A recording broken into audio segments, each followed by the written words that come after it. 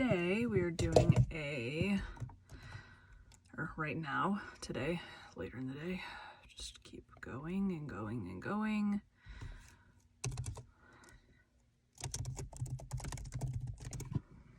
We're doing a behind the story one right now. Okay, the mic is at a very odd angle now.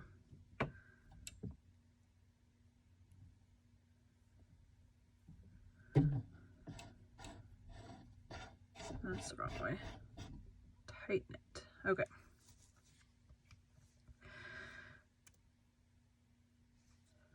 Gotta turn that on for it to work. Okay.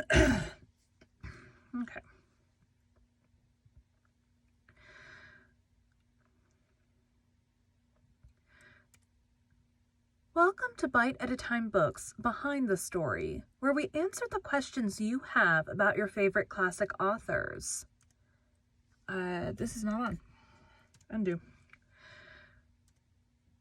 Welcome to Bite at a Time Books Behind the Story, where we answer the questions you have about your favorite classic authors. What inspired your favorite author to write their novels? What was going on in the world at the time? Follow along as we tell you what was happening in the world while your favorite authors wrote your favorite classics. My name is Bree Carlisle, and I love to read and wanted to share my passion with listeners like you. If you enjoy our show, be sure to follow us so you get all the new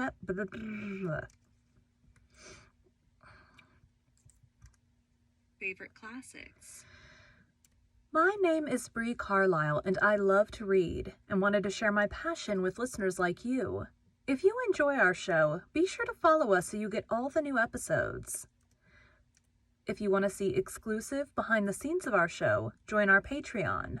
We would also love for you to drop us a rating on your favorite podcast platform and share our show with your friends.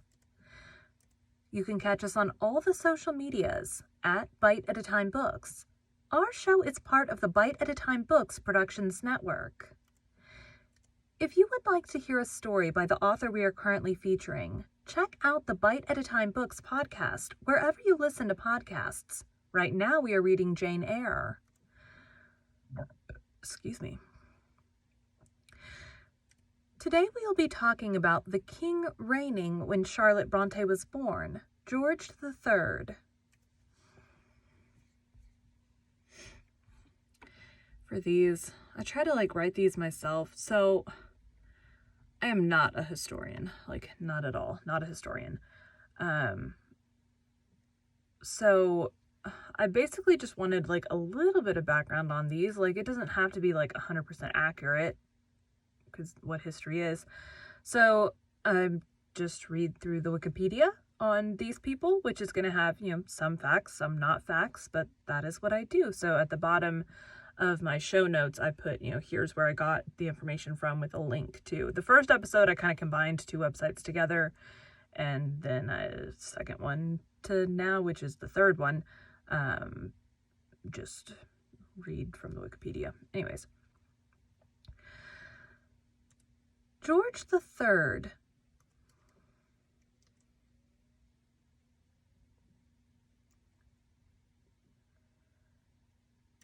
George III, George William Frederick, born June 4th, 1738 to January 29th, 1820, was King of Great Britain and of Ireland from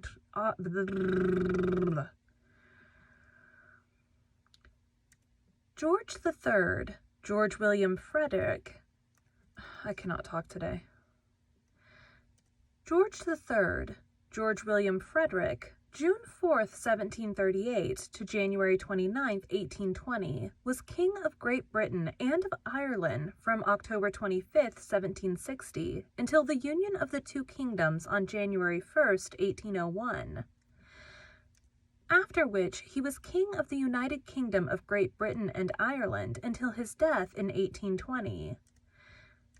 He was concurrently Duke and Prince-Elector of Brunswick-Lüneburg, Hanover, in the Holy Roman Empire before becoming King of Hanover on October 12, 1814. He was a monarch of the House of Hanover, but Unlike his two predecessors, he was born in Great Britain, spoke English as his first language, and never visited Hanover.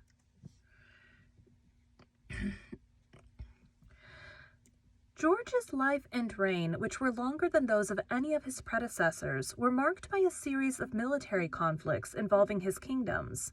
Much of the rest of Europe and places further afield in Africa, the Americas, and Asia. Early in his reign, Great Britain defeated France in the 7 Years' War, becoming the dominant European power in North America and India. However, many of Britain's American colonies were soon lost in the American War of Independence. Further wars against revolutionary and Napoleonic France from 1793 concluded in the defeat of Napoleon at the Battle of Waterloo in 1815. In 1807, the transatlantic slave trade was banned from the British Empire. This guy did a lot because he reigned for a really, really long time, so I kind of briefly read through his stuff, and he did a lot. So the way that I'm going to outline the monarchs here, there were 4 that reigned while Charlotte Bronte was alive, and so the way that I'm going to do it, 2 of them reigned for a really long time and 2 of them did not reign for a really long time. So George III reigned a really long time, and then there was George IV, William IV, both of them reigned for I think 7 years, and then Queen Victoria, who was one of the super long reigning ones. So I combined the 2 short guys together, and the 2 long ones each get their own episode. In the later part of his life, George had recurrent and eventually permanent mental illness. Although it has since been suggested that he had bipolar disorder or the blood disease porphyria, the cause of his illness remains unknown. George suffered a final relapse in George suffered a final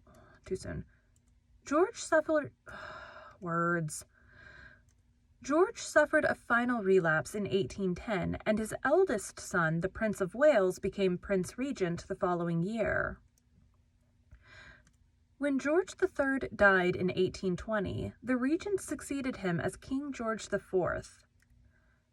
Historical analysis of George III's life has gone through a kaleidoscope of changing views that have depended heavily on the prejudices of his biographers and the sources available to them. Okay.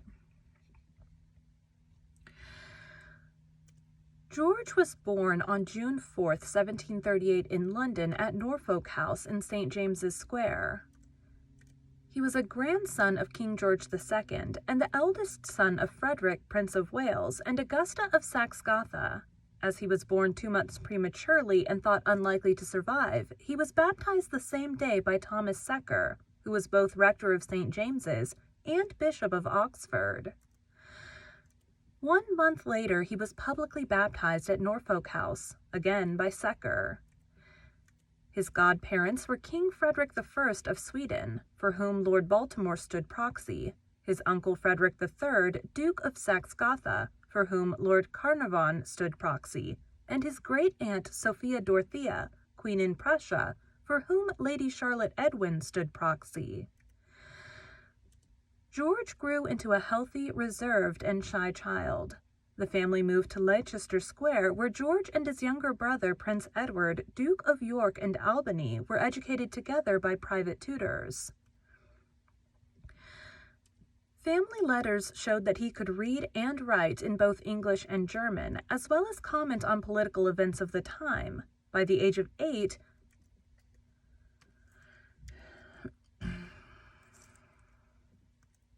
private tutors. Family letters show that he could read and write in both English and German, as well as comment on political events of the time by the age of 8. He was the first British monarch to study science systematically. Apart from chemistry and physics, his lessons included astronomy, mathematics, French, Latin, history, music, geography, commerce, agriculture, and constitutional law, along with sporting and social accomplishments, such as dancing, fencing, and riding. His religious education was wholly Anglican.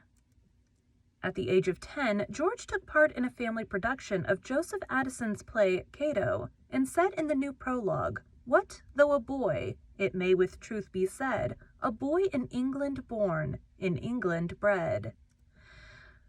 Historian Romney Sedgwick argued that these lines appear to be the source of the only historical phrase with which he is associated.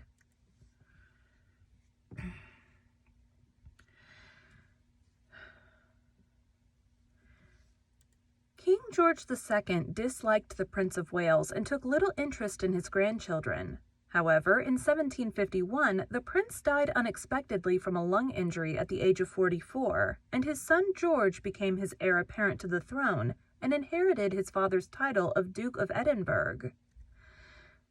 Now more interested in his grandson, 3 weeks later the king created George, Prince of Wales.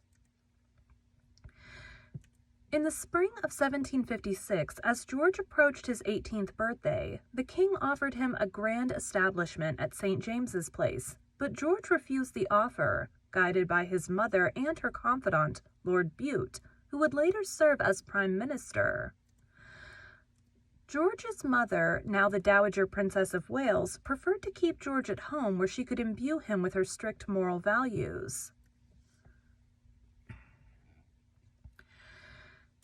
In 1759, George was smitten with Lady Sarah Lennox, sister of Charles Lennox, 3rd Duke of Richmond, but Lord Bute advised against the match, and George abandoned his thoughts of marriage. "I am born for happiness or misery of a great nation," he wrote, "and consequently must often act contrary to my passions." Nevertheless, attempts by the king to marry George to Princess Sophie Caroline of Brunswick-Wolfenbüttel were resisted by him and his mother. Sophie married Frederick, Margrave of Bayreuth, instead. The following year, at the age of 22, George succeeded to the throne when his grandfather, George II, died suddenly on October 25, 1760, 2 weeks before his 77th birthday. The search for a suitable wife intensified. On September 8, 1761, in the Chapel Royal St. James Palace, the king married Princess Charlotte of Mecklenburg-Strelitz, whom he met on their wedding day. A fortnight later, on September 22nd, both were crowned at Westminster Abbey. George remarkably never took a mistress, in contrast with his grandfather and his sons, and the couple enjoyed a happy marriage until his mental illness struck. They had 15 children, 9 sons and 6 daughters. In 1762, George purchased Buckingham House, on the site now occupied by Buckingham Palace, for use as a family retreat. His other residences were Kew Palace and Windsor Castle. St. James's Palace was retained for official use. He did not travel extensively and spent his entire life in southern England. In the 1790s, the king and his family took holidays at Weymouth, Dorset, which he thus popularized as one of the first seaside resorts in England.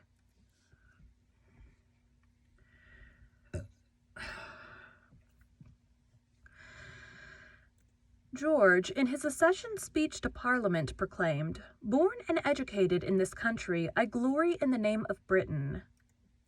He inserted this phrase into the speech, written by Lord Harwick, to demonstrate his desire to distance himself from his German forebears, who were perceived as caring more for Hanover than for Britain. During George III's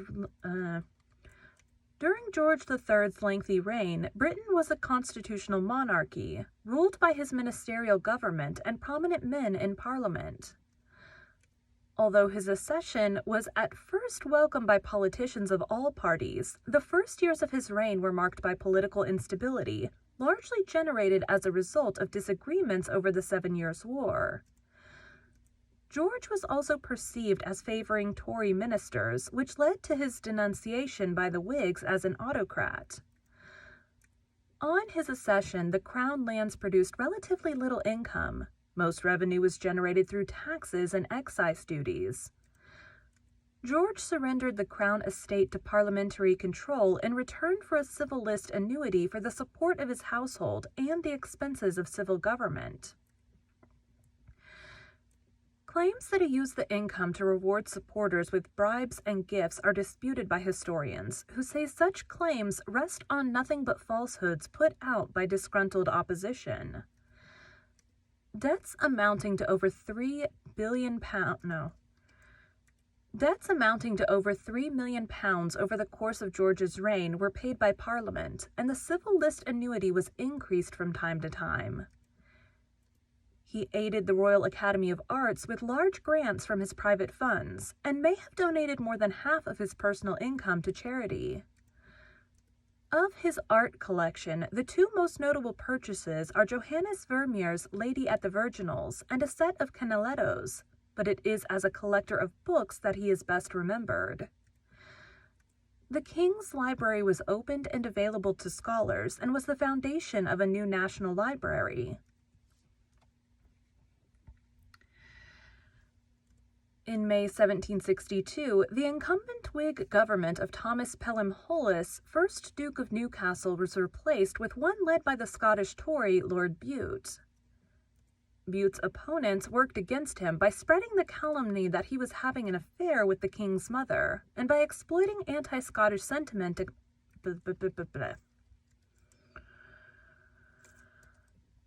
Lord Bute. Bute's opponents worked against him by spreading the calumny that he was having an affair with the king's mother, and by exploiting anti-Scottish sentiment amongst the English. John Wilkes, a member of Parliament, published The North Briton, which was both inflammatory and defamatory in its condemnation of Bute and the government. Wilkes was eventually arrested for seditious libel, but he fled to France to escape punishment. He was expelled from the House of Commons and found guilty in absentia of blasphemy and libel. In 1763, after concluding the Peace of Paris, which ended the war, Lord Bute resigned, allowing the Whigs under George Grenville to return to power. Britain received enormous concessions, including West Florida. Britain restored to France lucrative slave sugar islands in the West Indies, including Guadeloupe and Martinique. France ceded Canada to Britain in addition to all land between the Allegheny Mountains. France ceded Canada to Britain in addition to all land between the Allegheny Mountains and the Mississippi River, except New Orleans, which was ceded to Spain. Later that year, the Royal some of these words, I don't know if I'm saying them right. I have no idea.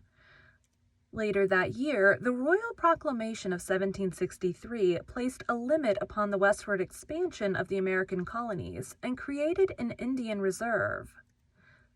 The proclamation aimed to divert colonial expansion to the north, to Nova Scotia, and to the south, Florida, and protect the British fur trade with the Indians. The proclamation line did not bother the majority of settled farmers, but it was unpopular with a vocal minority. This discontent ultimately contributed to conflict between the colonists and the British government. With the American colonists generally unburdened by British taxes, the government thought it appropriate for them to pay towards the defense of the colonies against native uprisings and the possibility of French incursions.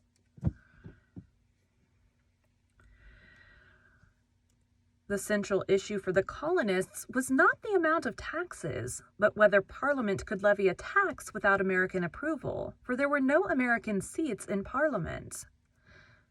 The Americans protested that, like all Englishmen, they had rights to no taxation without representation. In 1765, Grenville introduced the Stamp Act, which levied a stamp duty.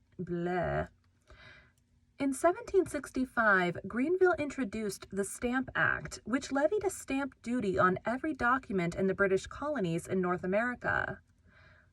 Since newspapers were printed on stamped paper, those most affected by the introduction of the duty were the most effective at producing propaganda opposing the tax.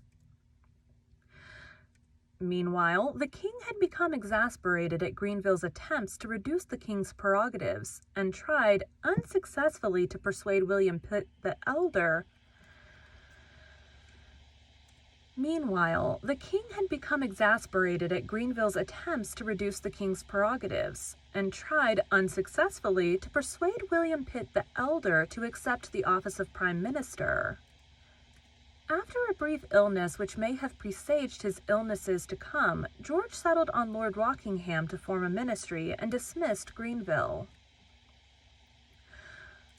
Lord Rockingham, with the support of Pitt and the king, repealed Greenville's unpopular Stamp Act.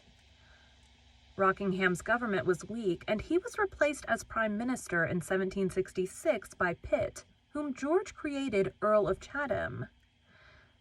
The actions of Lord Chatham and George III in repealing the act were so popular in America that statutes of... The actions of Lord Chatham and George III in repealing the act were so popular in America that statues of them both were erected in New York City. Lord Chatham fell ill in 1767, and Augustus Fitzroy, 3rd Duke of Grafton, took over the government. Grafton did not formally become Prime Minister until 1768. That year, John Wilkes returned to England, stood as a candidate in the general election, and came top of the poll in the Middlesex constituency. Wilkes was again expelled from Parliament. He was re-elected and expelled twice more before the House of Commons resolved that his candidature was invalid and declared the runner-up as the victor. Grafton's government disintegrated in 1770, allowing the Tories led by Lord North to return to power. George was deeply devout and spent hours in prayer, but his piety was not shared by his brothers. George was appalled by what he saw as their loose morals. In 1770, his brother Prince Henry, Duke of Cumberland and Stratium, was exposed as an adulterer. The following year, Cumberland married a young widow, Anne Horton. The king considered her inappropriate as a royal bride. She was from a lower social class, and German law barred any children of the couple from the Hanoverian succession. George insisted on a new law that essentially forbade members of the royal family from legally marrying without the consent of the sovereign. The subsequent bill was unpopular in Parliament, including among George's own ministers, but passed as the Royal Marriages Act 1772. Shortly afterwards, another of George's brothers, Prince William Henry, Duke of Gloucester and Edinburgh, revealed he had been secretly married to Maria, Countess Waldegrave, the illegitimate daughter of Sir Edward Walpole. The news confirmed George's opinion that he had been right to introduce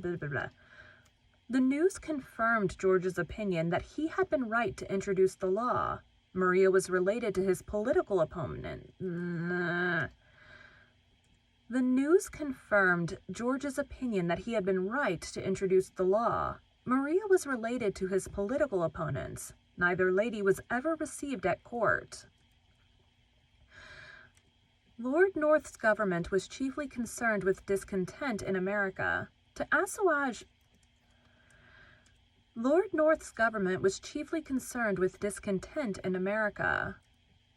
To assuage American opinion, most of the custom duties were withdrawn, except for the tea duty, which in George's words was one tax to keep up the right to levy taxes. In 1773, the tea ships moored in Boston Harbor were boarded by colonists, and the tea was thrown overboard, an event that became known as the Boston Tea Party. This guy had a lot of big famous things happen on his watch.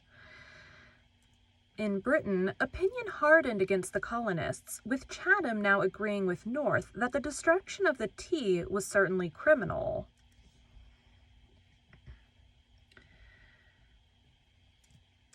With the clear support of Parliament, Lord North introduced measures which were called the Intolerable Acts by the colonists. The port of Boston was shut down, and the Charter of Massachusetts was altered so that the upper house of the legislature was appointed by the Crown instead of elected by the lower house. Up to this point, in the words of Professor Peter Thomas, George's hopes were centered on a political solution, and he always bowed to his cabinet's opinions, even when skeptical of their success. The detailed evidence of the years from 1763 to 1775 tends to exonerate George III from any real responsibility for the American Revolution. Though the Americans characterized George as a tyrant, in these years he acted as a constitutional monarch, supporting the initiatives of his ministers. The American War of Independence was the culmination of the civil and political American Revolution resulting from the American Enlightenment. 13 British American colonies ruled by Britain proved difficult to govern. Brought to a head over the lack of American representation in Parliament, which was seen as a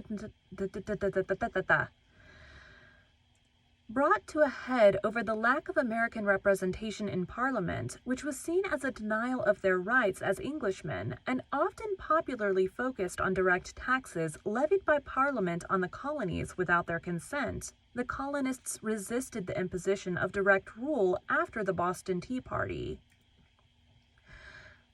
Creating self-governing provinces, they circumvented the British ruling apparatus in each colony by 1774. Armed conflict between British regulars and colonial militiamen broke out in the battles of Lexington and Concord in April 1775. After petitions to the Crown for intervention with Parliament were ignored, the rebel leaders were declared traitors by the Crown, and a year of fighting ensued. Thomas Paine's published work, Common Sense, abrasively referred to George III as the royal brute of Great Britain. The colonies declared their independence in July 1776, listing 27 grievances against the British king and legislature, while asking the support of the populace. Among George's other offenses, the Declaration charged, "He has abdicated government here. He has plundered our seas, ravaged our coasts, burnt our towns, and destroyed the lives of our people." The gilded equestrian statue of the king in New York was pulled down. The British captured the city in 1776, but lost Boston, and the grand strategic plan of invading from Canada and cutting off New England failed with the surrender of British Lieutenant General John Burgoyne following the battles of Saratoga.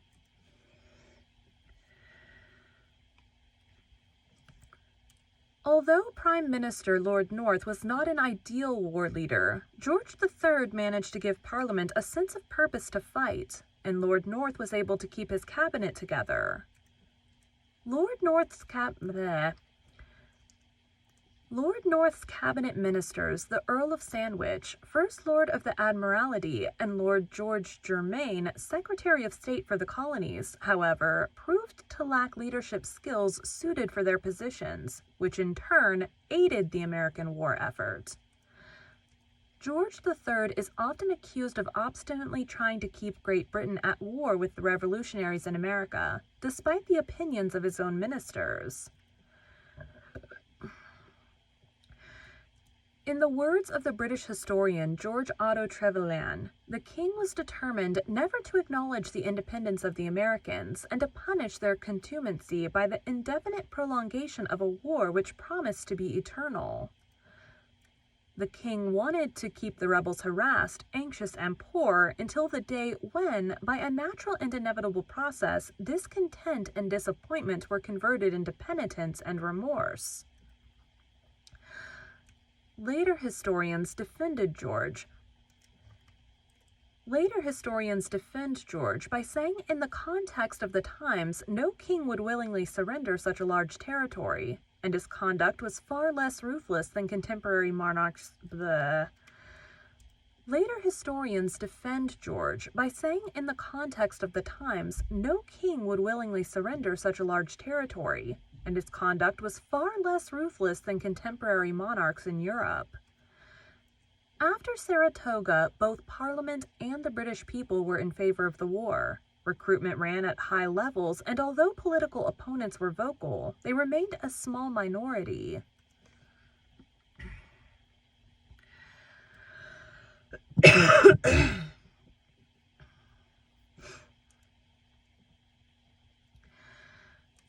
With the setbacks in America, Lord North asked to transfer power to Lord Chatham, whom he thought more capable, but George refused to do so. He suggested instead that Chatham serve as a subordinate minister in North's administration, but Chatham refused.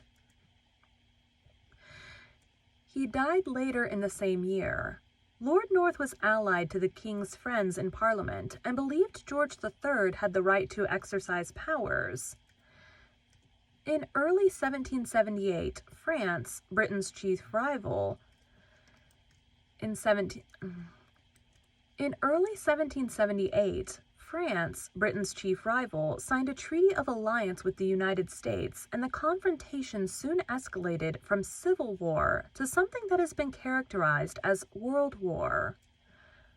The French fleet was able to outrun the British naval blockade of the Mediterranean and sailed to North America. The conflict now affected North America, Europe, and India. The United States and France were joined by Spain in 1779 and the Dutch Republic, while Britain had no major allies of its own except for the Loyalists and German auxiliaries. Lord Gower and Lord Weymouth both resigned from the government. Lord North again requested that he also be allowed to resign, but he stayed in office at George III's insistence. During the summer of 1779, a combined French-Spanish naval fleet threatened to invade England and transport 31,000 French troops across the English Channel. George III said that Britain was confronted by the most serious crisis the nation ever knew. In August, 66 battleships entered the English Channel, but due to sickness, hunger, and adverse winds, the French-Spanish Armada lost its nerve and withdrew, ending the invasion threat. In late 1779, George III advocated sending more British warships and troops, guarding the English Channel across the Atlantic to the West Indies. He boldly said, "We must risk something, otherwise we will only vegetate in this war. I own I wish either with spirit to get through it, or with a crash be ruined." In January 1780, 7,000 British troops under General Sir John Vaughan were transported to the West Indies. Nonetheless, opposition to the costly war was increasing, and in June 1780 contributed to disturbances in London, known as the Gordon Riots. As late as the siege of Charleston in 1780, Loyalists could still believe in their eventual victory, as British troops inflicted defeats on the Continental forces at the Battle of Camden and the Battle of Guilford Courthouse. In late 1781, the news of Lord Cornwallis's surrender at the Siege of Yorktown reached London. Lord North's parliamentary support ebbed away, and he resigned the following year. The king drafted an abdication notice, which was never delivered, finally accepted the defeat in North America, and authorized peace negotiations. The treaties of Paris, by which Britain recognized the independence of the American states and returned Florida to Spain, were signed in 1782 and 1783. In early 1783, George III privately conceded, "America is lost." He reflected that the northern colonies had developed into Britain's successful rivals in commercial trade and fishing. When John Adams was appointed American minister to London in 1785, George had become resigned to the new relationship between his country and the former colonies. He told Adams, "I was the last to consent to the separation, but the separation having been made and having become inevitable, I have always said, as I say now, that I would be the first to meet the friendship of the United States as an independent power." With the collapse of Lord North's ministry in 1782, the Whig Lord Rockingham became Prime Minister for the second time, but died within months. The king then appointed Lord Shelburne to replace him. Charles James Fox, however, refused to serve under Shelburne and demanded the appointment of William Cavendish Bentinck, 3rd Duke of Portland. In 1783, the House of Commons forced Shelburne from office, and his government was replaced by the Fox-North coalition. Portland became Prime Minister with Fox and Lord North as Foreign Secretary and Home Secretary, respectively. Oof. The king disliked Fox intensely for his politics as well as his character. He thought Fox unprincipled and a bad influence on the Prince of Wales. George III was distressed at having to appoint ministers not of his liking, but the Portland ministry quickly built up a majority in the House of Commons and could not be displaced easily. He was further dismayed when the government introduced the India Bill, which proposed to reform the government of India by transferring political power from the East India Company to parliamentary commissioners. Although the king actually favored greater control over the company, the proposed commissioners were all political allies of Fox. Immediately after the House of Commons passed it, George authorized Lord Temple to inform the House of Lords that he would regard any peer who voted for the bill as his enemy. The bill was rejected by the Lords. 3 days later, the Portland ministry was dismissed, and William Pitt the Younger was appointed Prime Minister, with Temple as his Secretary of State. On December 17, 1783, Parliament voted in favor of a motion condemning the influence of the monarch in parliamentary voting as a high crime, and Temple was forced to resign. Temple's departure destabilized the government, and 3 months later, the government lost its majority and Parliament was dissolved. The subsequent election gave Pitt a firm mandate.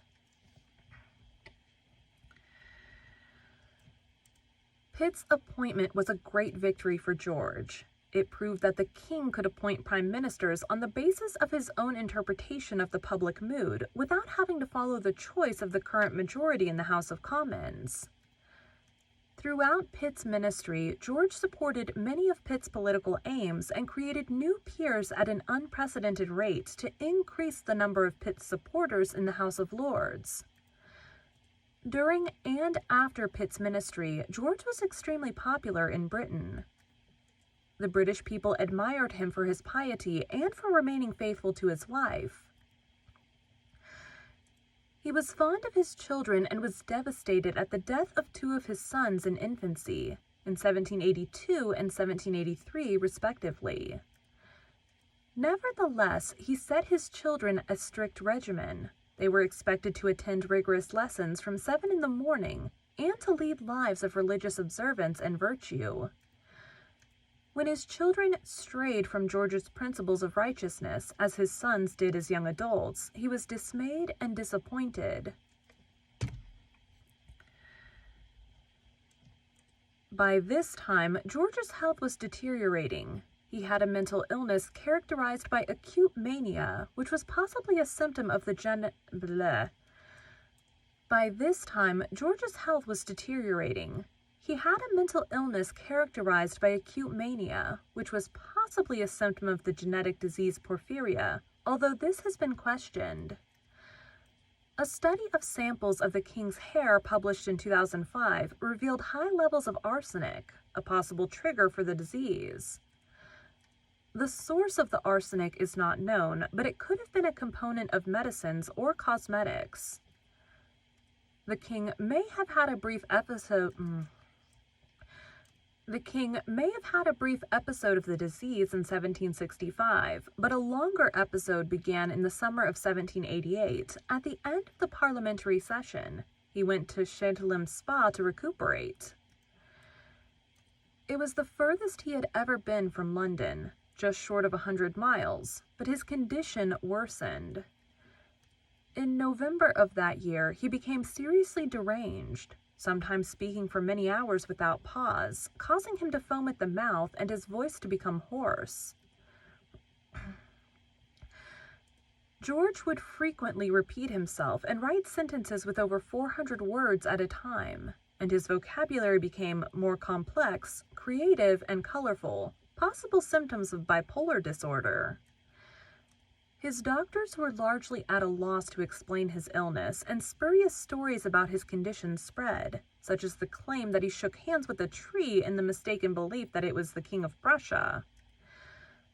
Treatment for mental illness was primitive by modern standards, and the king's doctors, who included Francis Willis, treated the king by forcibly restraining him until he was calm, or applying caustic poultices to draw out evil humors.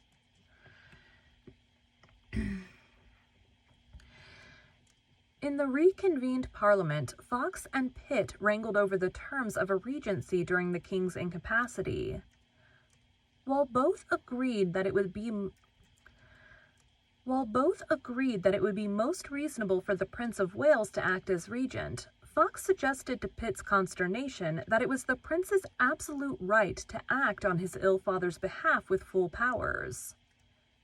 Pitt, fearing he would be removed from office if the Prince of Wales were empowered, argued that it was for Parliament to nominate a regent and wanted to restrict the regent's authority. In February 1789, the Regency Bill, authorizing the Prince of Wales to act as regent, was introduced and passed in the House of Commons, but before the House of Lords could pass the bill, George III recovered.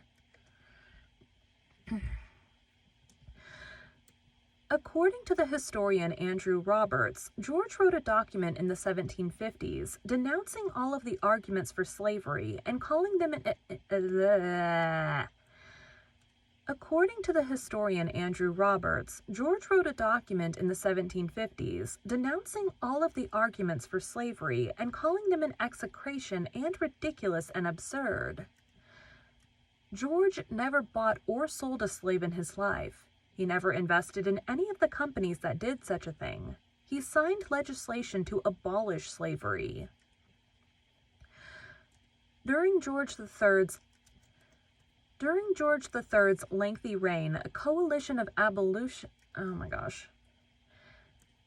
George III's lengthy reign, a coalition of abolitionists and Atlantic slave uprisings caused the British public to spurn slavery, but George and his son, the Duke of Clarence, supported the efforts of the London Society of West India Planters and Merchants to delay the abolition of the British slave trade for almost 20 years.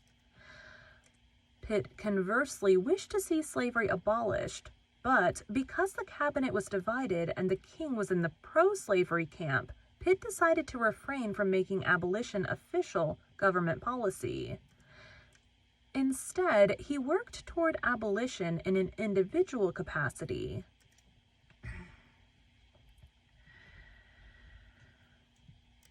On November 7, 1775, during the American War of Independence, John Murray, Lord Dunmore, issued a proclamation that freed slaves of rebel masters. Dunmore was the last royal governor of Virginia, appointed by King George III in July 1771. Dunmore's proclamation inspired slaves to escape from captivity and fight for the British. On June 30, 1779, George III's commanding general, Henry Clinton, brought in Dunmore's proclamation with his Philipsburg Proclamation. For all colonial slaves who fled their rebel masters, Clinton forbade their recapture and resale, giving them protection by the British military. Approximately 20,000 freed slaves joined the British, fighting for George III. In 1783, given British certificates of freedom, 3,000 former slaves, including their families, settled in Nova Scotia. Between 1791 and 1800, almost 400,000 Africans were shipped to the Americas. By 1304, Between 1791 and 1800, almost 400,000 Africans were shipped to the Americas by 1,340 slaving voyages mounted from British ports, including Liverpool and Bristol. On March 25, 1807, George III signed into law an act for the abolition of the slave trade, under which the transatlantic slave trade was banned in all of the British Empire.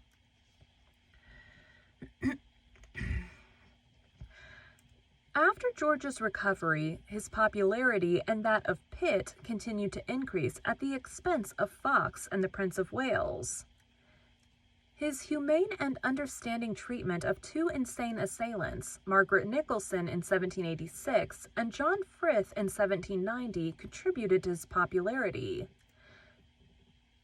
James Hadfield's failed attempt to shoot the king in the Theatre Royal, Drury Lane, on May 15, 1800, was not political in origin, but motivated by the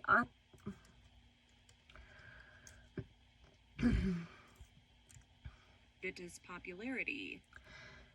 James Hadfield's failed attempt to shoot the king in the Theatre Royal, Drury Lane, on May 15, 1800, was not political in origin, but motivated by the apocalyptic delusions of Hadfield and Bannister Truelock. George seemed unperturbed by the incident, so much so that he fell asleep in the interval.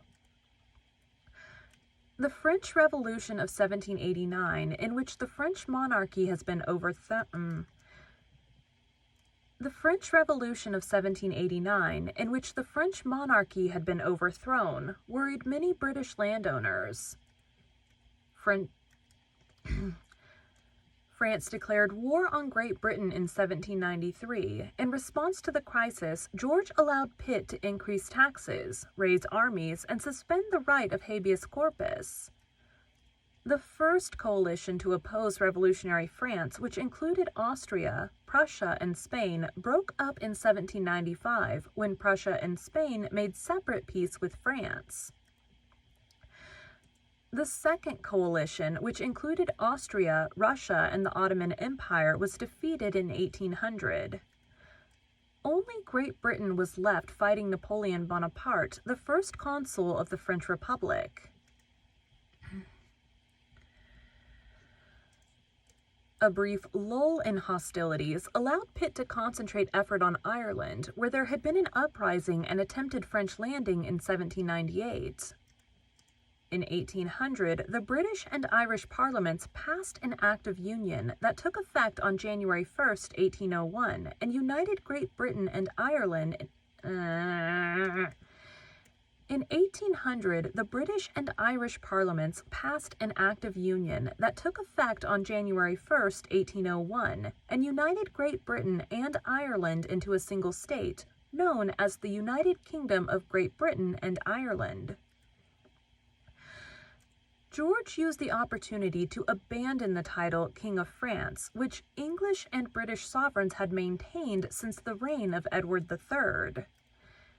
It was suggested that George adopt the title Emperor of the British Isles, but he refused. As part of his Irish policy, Pitt planned to remove certain legal disabilities that applied to Roman Catholics. George III claimed that to emancipate Catholics would be to violate his coronation oath, in which sovereigns promised to maintain Protestantism. Faced with opposition to his religious reform policies from both the king and the British public, Pitt threatened to resign. At about the same time, the king had a relapse of his previous illness, which he blamed on worry over the Catholic question. On March 14, 1801, Pitt was formally replaced by the Speaker of the House of Commons, Henry Addington. Addington opposed emancipation, instituted annual accounts, abolished income tax, and began a program of disarmament.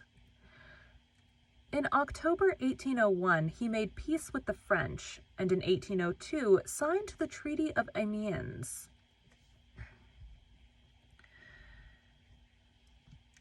George did not consider the peace with France as real. In his view, it was an experiment. The war resumed in 1803, but public opinion distrusted Addington to lead the nation in war, and instead favored Pitt. An invasion of England by Napoleon seemed imminent, and a massive volunteer movement arose to defend England against the French. George's review of 27,000 volunteers in Hyde Park, London, on 26 and 28 October 1803, and at the height of the invasion scare, attracted an estimated 500,000 spectators on each day. The Times said, "The enthusiasm of the multitude was beyond all expression." A courtier wrote on November 13th that the king is really prepared to take the field in case of attack. His beds are ready, and he can move at half an hour's warning. George wrote to his friend Bishop Hurd, "We are here in daily expectation that Bonaparte will attempt his threatened invasion. Should his troops effect a landing, I shall certainly put myself at the head of mine and my other armed subjects to repel them." After Admiral Lord Nelson's famous naval victory at the Battle of Trafalgar, the possibility of invasion was extinguished.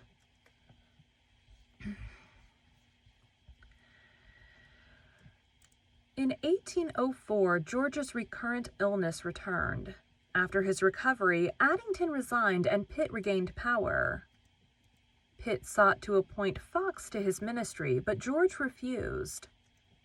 Lord Grenville perceived an injustice to Fox and refused to join the new ministry.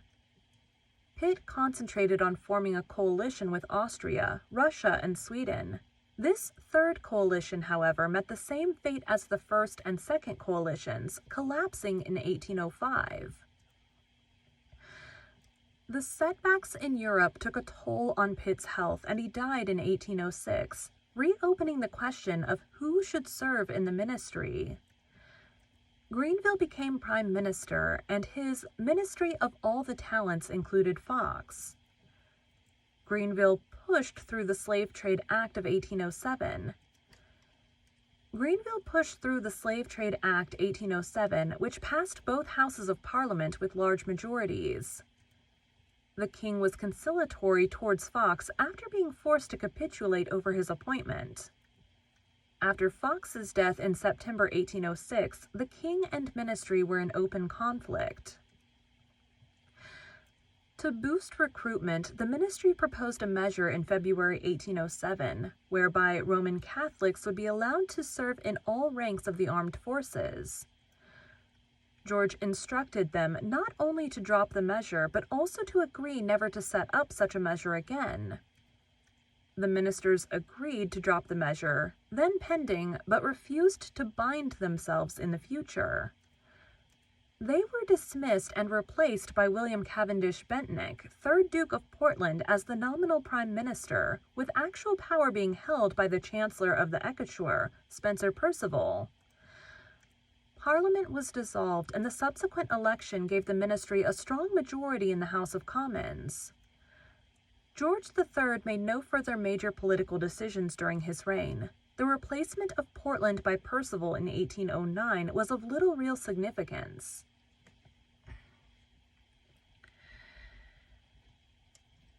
In late 1810, at the height of his popularity, King George, already virtually blind with cataracts and in pain from rheumatism, suffered a relapse into his mental disorder and became dangerously ill. In his view, the malady had been triggered by stress over the death of his youngest and favorite daughter, Princess Amelia. The princess's nurse reported that the scenes of distress and crying every day were melancholy beyond description. George accepted the need for the Regency Act 1811, and the Prince of Wales, later George IV, acted as regent for the remainder of the king's life. Despite signs of recovery in May 1811, by the end of the year, George III had become permanently insane and lived in seclusion at Windsor Castle until his death.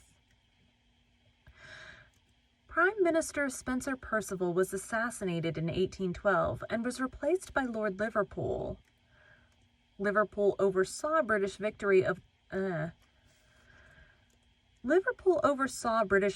in the Napoleonic Wars. The subsequent Congress of Vienna led to significant territorial gains for Hanover, which was upgraded from an electorate to a kingdom. Meanwhile, George's health deteriorated. He developed dementia and became completely blind and increasingly deaf. He was incapable of knowing or understanding that he was declared King of Hanover in 1814, or that his wife died in 1818. At Christmas 1819, he spoke nonsense for 58 hours. and for the last few weeks of his life was unable to walk.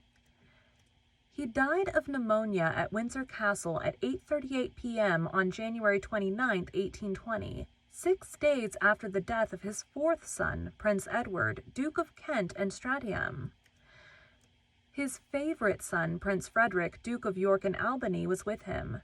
George III lay in state for 2 days, and his funeral and interment took place on February 16th in St. George's Chapel, Windsor Castle.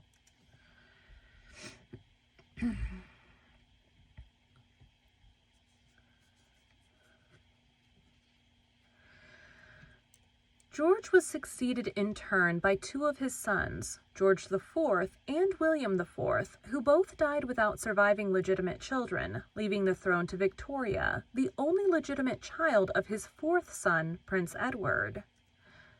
George III lived for 81 years and 239 days and reigned for 59 years and 96 days. Both his life and his reign were longer than those of any of his predecessors and subsequent kings. Only Queens Victoria and Elizabeth II lived and reigned longer. George III was dubbed Farmer George by satirists, at first to mock his interest in mundane matters rather than politics, but later to portray him as a man of the people, contrasting his homely thrift with his son's grandiosity. Under George III, the British agricultural revolution reached its peak, and great advances were made in fields such as science and industry. There was unprecedented growth in the rural population, which in turn provided much of the workforce for the concurrent Industrial Revolution. George's collection of mathematical and scientific instruments is now owned by King's College London, but housed in the Science Museum London, to which it has been on long-term loan since 1927. He had the King's Observatory built in Richmond upon Thames for his own observations of the 1769 transit of Venus. When William Herschel discovered Uranus in 1781, he at first named it Georgium Sidious, George's star after the king, who later funded the construction and maintenance of Herschel's 1785 40-foot telescope, which at the time was the biggest ever built. George III hoped that the tongue of malice may not paint my intentions in those colors she admires, nor the sycophant extol me beyond what I deserve. But, in the popular mind, George III has been both demonized and praised. While very popular at the start of his reign, by the mid-1770s, George had lost the loyalty of revolutionary American colonists, though it has been estimated that as many as half of the colonists remained loyal. The grievances in the United States Declaration of Independence were presented as repeated injuries and usurpations that he had committed to establish an absolute tyranny over the colonies. The Declaration's wording has contributed to the American public's perception of George as a tyrant. Contemporary accounts of George III's life fall into 2 camps, one demonstrating attitudes dominant in the latter part of the reign, when the king had become a revered symbol of national resistance to French ideas and French power. While the other derived their views of the king from the bitter partisan strife of the first 2 decades of the reign, and they expressed in their works the views of the opposition. Last paragraph.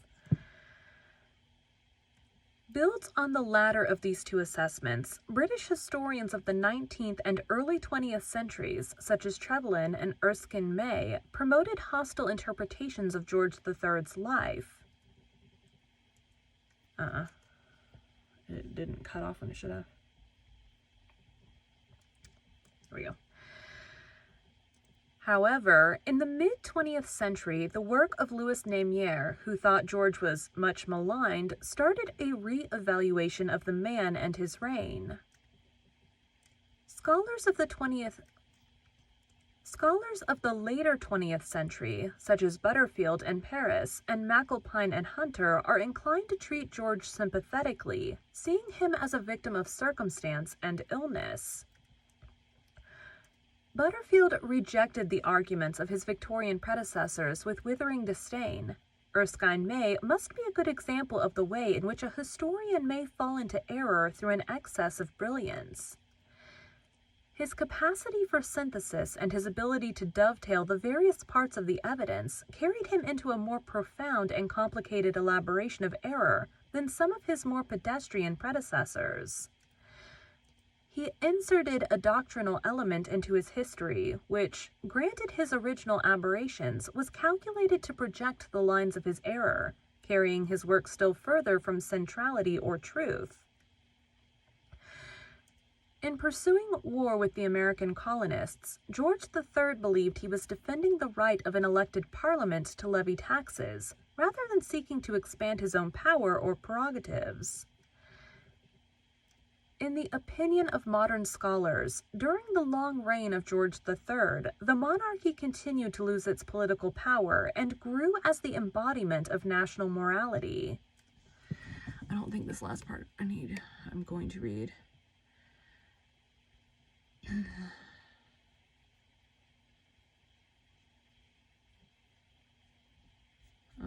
Yeah, I guess I will.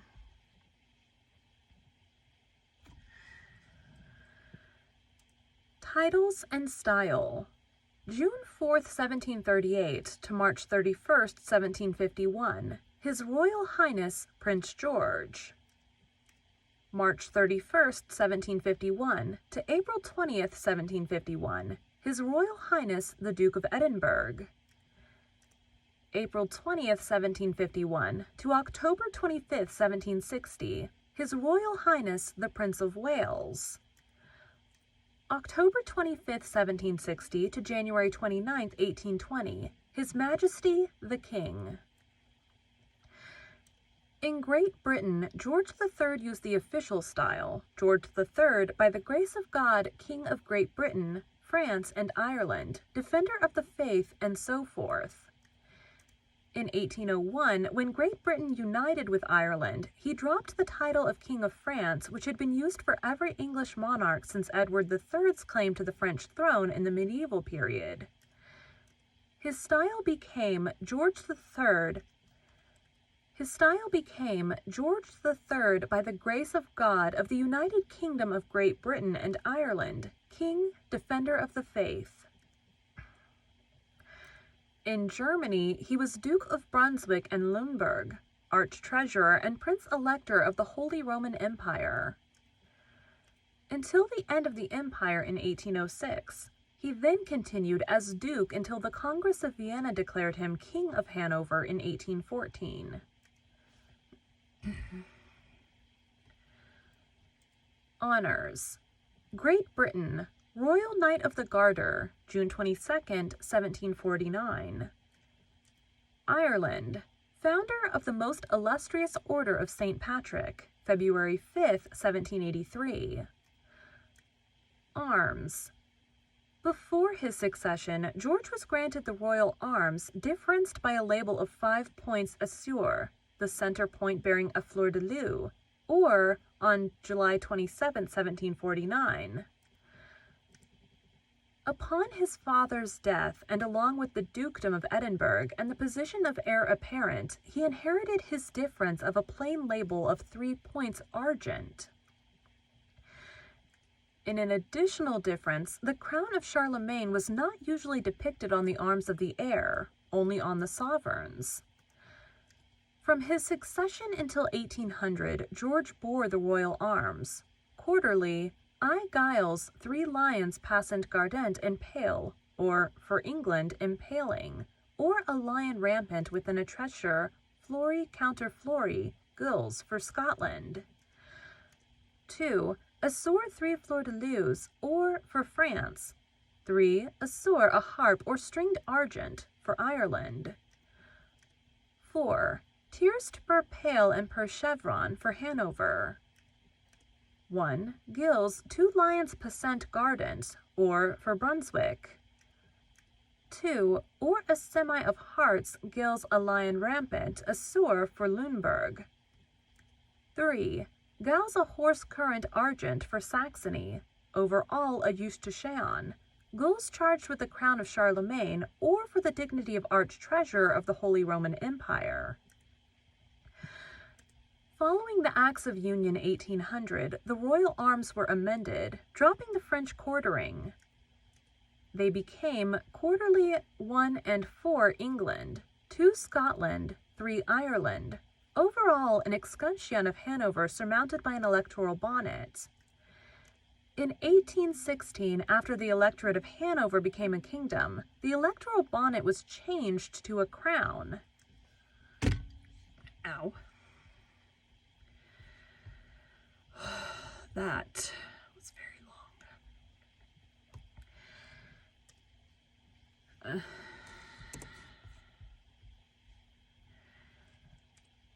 Thank you for joining Bite at a Time Books Behind the Story today, while we answered some of the questions you have about one of your favorite classic authors. If you enjoy our show, be sure to follow us so you get all the new episodes. If you want to see exclusive behind the scenes of our show, join our Patreon. We would also love for you to drop us a rating on your favorite podcast platform and share our show with your friends. You can catch us on all the social medias at Bite at a Time Books. Also, be sure to check us on our website, www.biteatatimebooksbehindthestory.com. Our show is part of the Bite at a Time Books Productions Network. If you would also like to hear a story by the author we are currently featuring, check out Bite at a Time Books podcast wherever you listen to podcasts. Right now we are reading Jane Eyre. Again, my name is Bree Carlisle, and I hope you come back next week when we answer more questions about one of your favorite classic authors. Okay. That was long. Typically, I want to keep these between 15 and 30 minutes, but I'm not going to cut out part of someone's life.